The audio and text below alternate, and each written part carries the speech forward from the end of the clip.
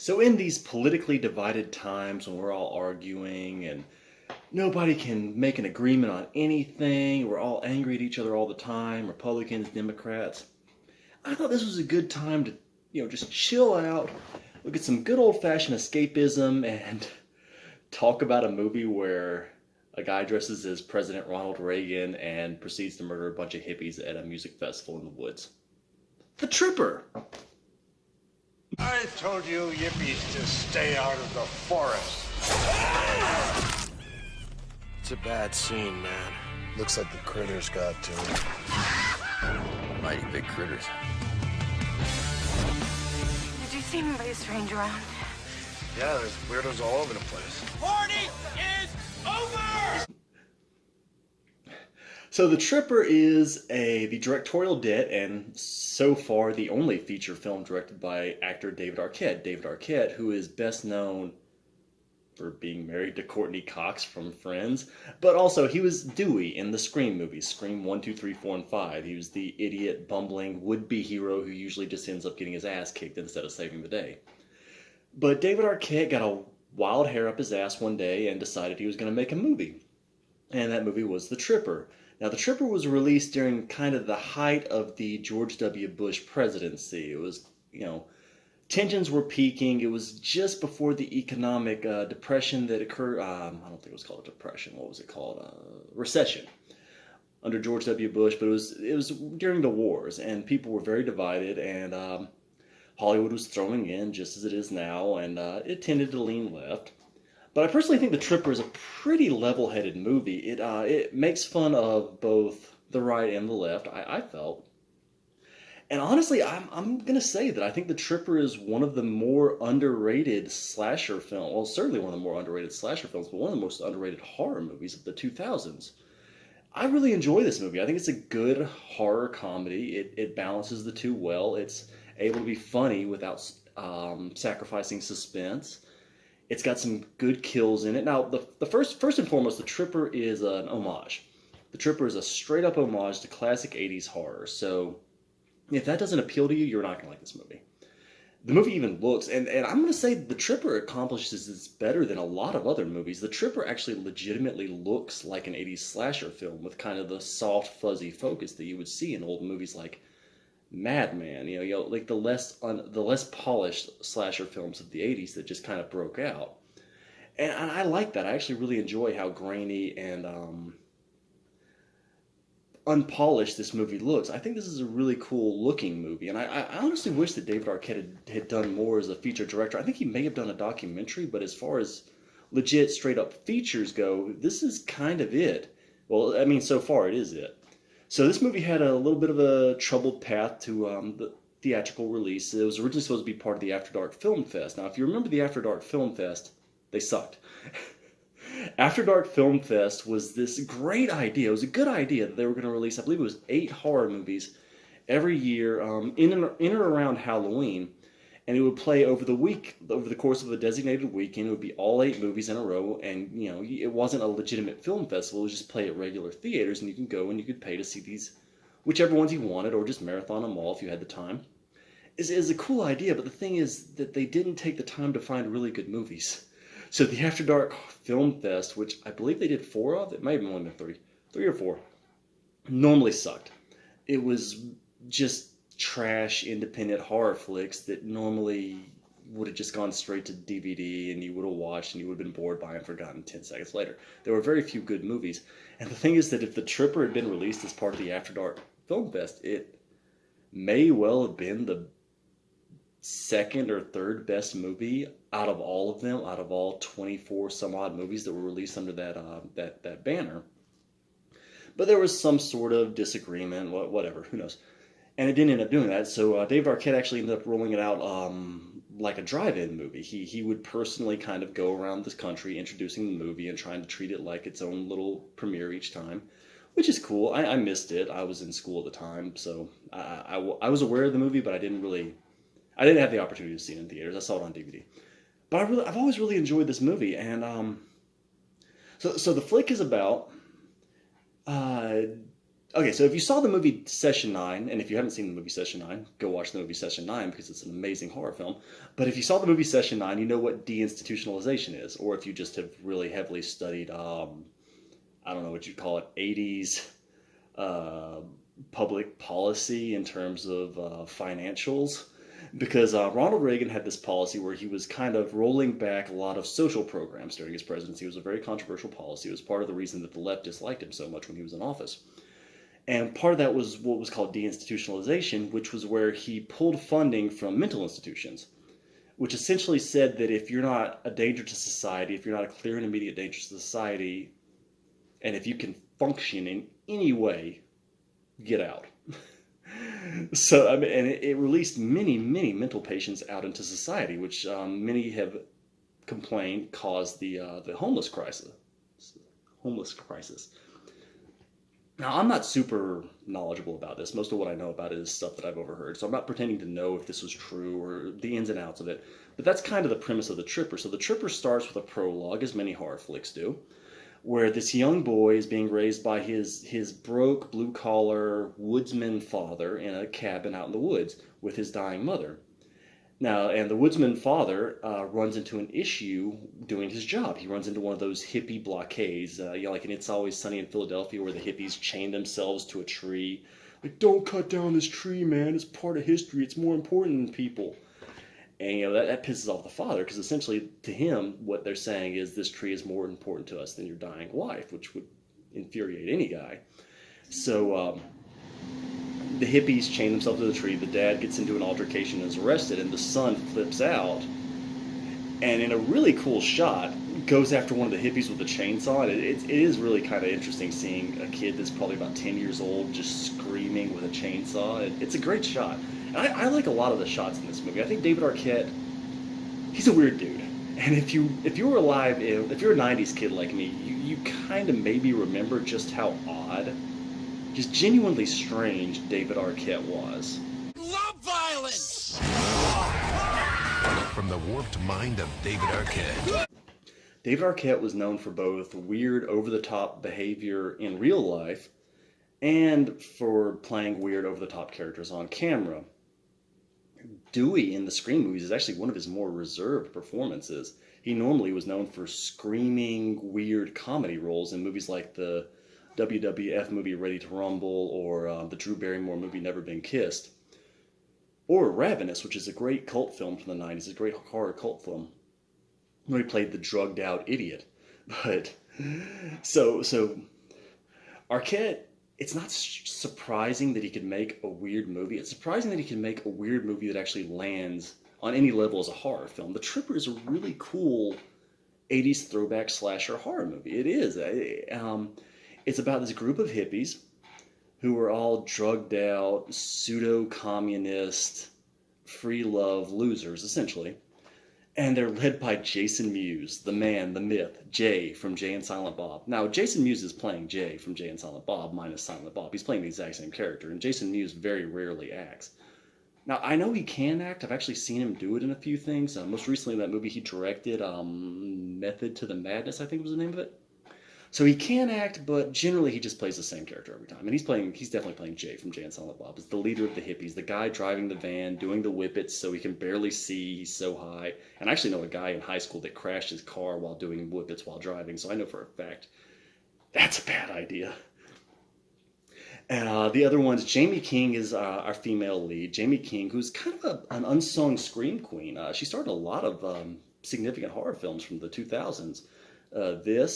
The My Bloody Valentine remake, which was released in 3D, which is a very underappreciated movie. The Mother's Day remake from Darren Lynn Bousman, the guy who did a bunch of the Saw sequels and Repo the Genetic Opera. And the Silent Night, Deadly Night remake, which was just called Silent Night, which most people hate, but I personally enjoyed. So she's the female lead. Lucas Haas is her boyfriend. I generally just know him as the kid that accidentally saved the world in that Tim Burton movie Mars Attacks. And a couple other people, like the stock couple that wants to have sex all the time that are definitely going to die, and Jason Mewes' girlfriend.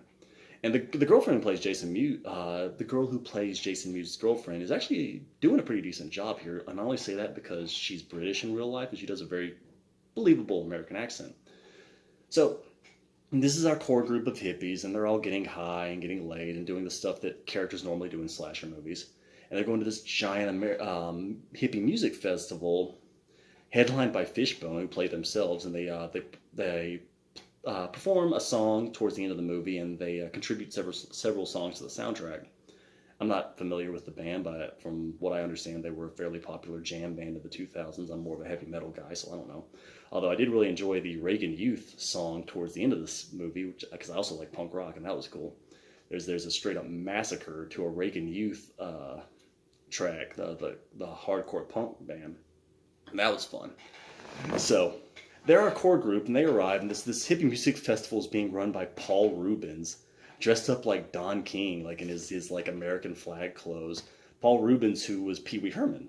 Now, Pee Wee Herman, Pee Wee's Big Adventure, also a Tim Burton movie, weirdly, is a guy who notoriously destroyed his career by getting arrested for publicly gratifying himself in a movie theater, is I guess the polite way you'd say it. But after that, he only ever really got jokey kind of supporting roles like this, or like, hey, look, we dared to hire this guy who was arrested for indecent exposure one time. But he's having fun being a really rude asshole. He has some funny jokes in the movie, honestly. And the movie's hero is introduced. The movie's hero is actually Thomas Jane, the Punisher himself, the star of The Mist. I have no idea how they got Thomas Jane to be in this movie. Like, in the 2000s, Thomas Jane was kind of,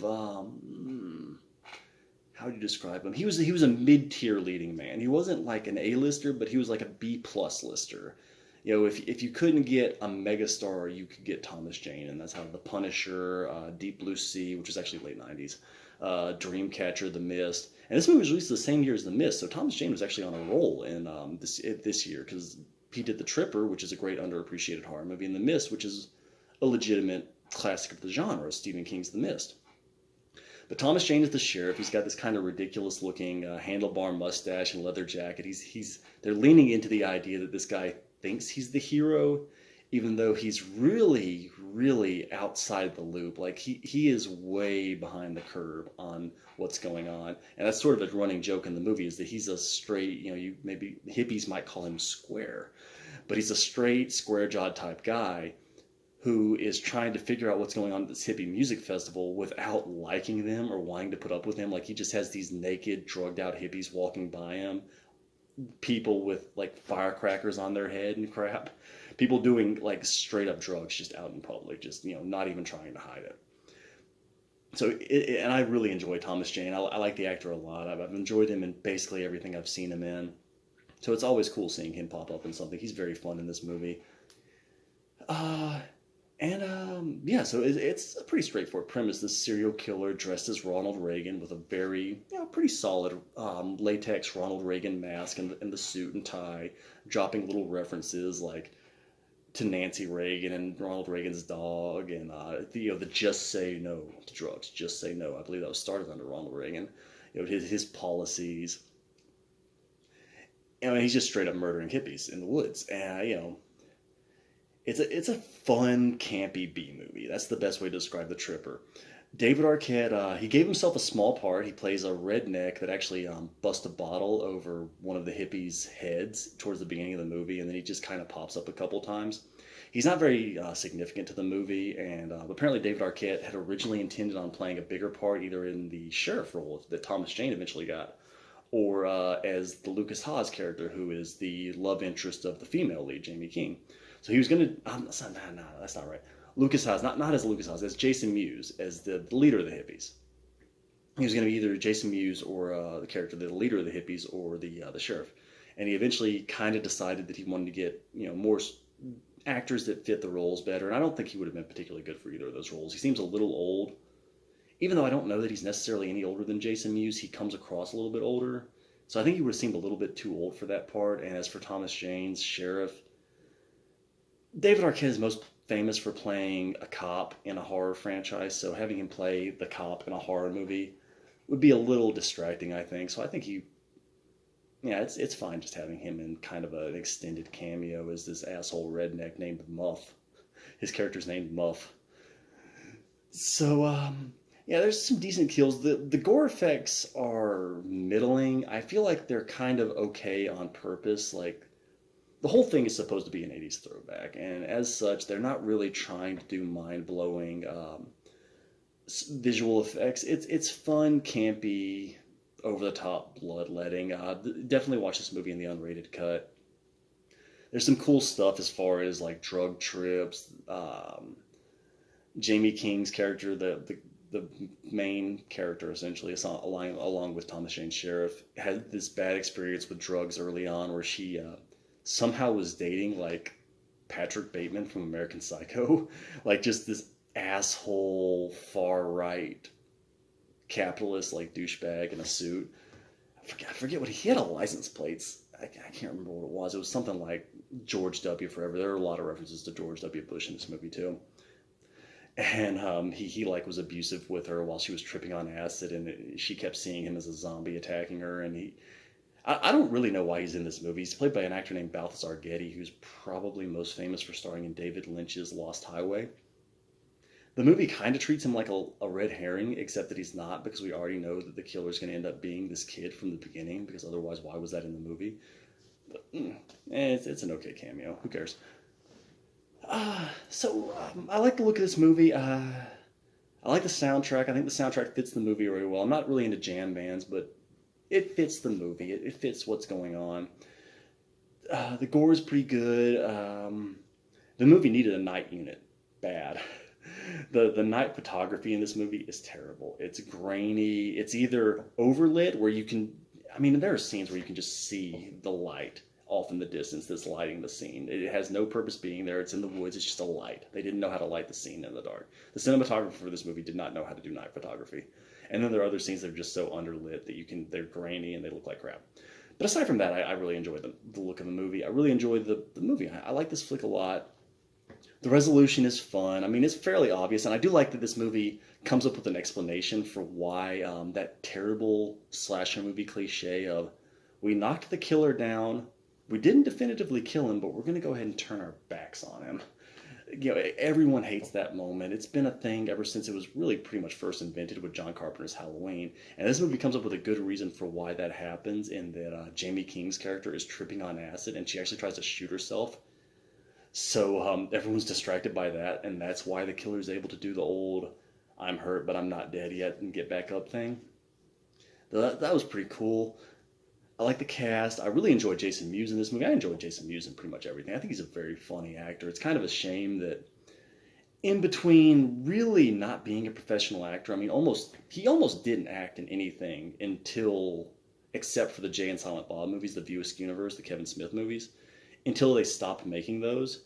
And then he kind of started doing other things, but by that point he was hopelessly typecast. It was sort of a Tommy Chong and Cheech and Chong situation where people just associate, and because he was a lifestyle stoner for a long time, he was a guy who did a ton of drugs, and it was well known that he did a ton of drugs, also like Tommy Chong. So he wasn't ever really kind of able to get out from under that. But he's very fun in this movie. He actually did a lot of horror movies in the 2000s. He did a vampire movie even, I think called Bite. I don't remember. But it's cool seeing him in this. There's some legitimately good kills. There's some kind of cheesy kills. But overall, this is a fun, inventive, unique slasher movie. And there aren't a lot of fun, inventive, unique slasher movies. Really, the slasher all but died in the late 90s. It was already on life support. The 80s, the market got saturated, and by the late 90s, it had kind of become a parody of itself. So there aren't a lot of them being made anymore, and the ones that are made are usually these Z-grade, cheap, no effort put in type things, or just remakes. The Tripper isn't a remake. There was real effort put in, and it's a cool, unique movie. It's a different, interesting movie. And again, if you're thinking, man, I don't want to get preached at, this isn't preachy. This isn't. It makes fun of both sides, but even as far as that goes, you can watch this being completely apolitical and just see it. Like, there's actually a really funny scene where Ronald Reagan attacks. It's not Ronald Reagan, but the killer dressed as Ronald Reagan attacks this group of hippies. And one of them just runs off screaming, it's Ronald Reagan! He apparently didn't even realize it wasn't the real Ronald Reagan, who I am almost positive was dead by 2006 when this movie came out. And if he wasn't dead by then, he was like so old, there was no way. It was just kind of a funny moment. So, yeah, I highly recommend The Tripper. I think it's a fun movie, and it's a fun distraction from all the stupid, just overly politicized self-righteousness that's going on right now. It's a good way to just laugh at the culture war. It's a good way to laugh. You just make fun of it. And, yeah, I hope David Arquette makes directs another slasher movie. I think he did a good job here.